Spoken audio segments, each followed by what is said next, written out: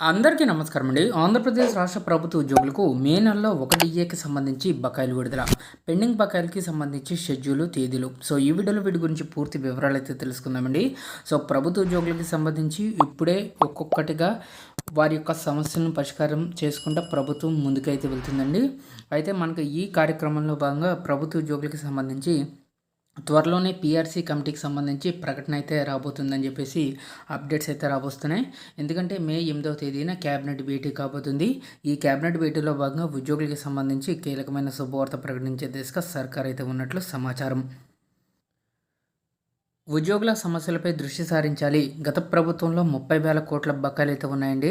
ఇక 3 డిఏల్లో 1 డిఏనైనా సరే ఈ నెల లేదా మే నెలలోనైనా మంజూరు చేయాలి. ఇక ఏపీ ఎన్జీఓ అసోసియేషన్ అధ్యక్ష ప్రధాన కార్యదర్శులు వినతి పత్రాన్ని సమర్పించడం జరిగింది.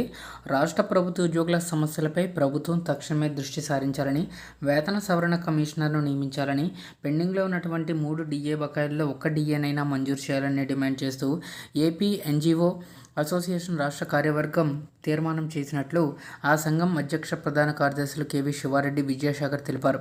ఇక ఉద్యోగులపై ఒత్తిడి తగ్గించేందుకు చర్యలు తీసుకోవాలని, గురుకుల పాఠశాలలు, ప్రభుత్వ రంగ సంస్థల ఉద్యోగుల పదవీ విరమణ వయసును 62 సంవత్సరాలకు పెంచాలని తీర్మానంలో పేర్కొన్నట్లు వెల్లడించారు.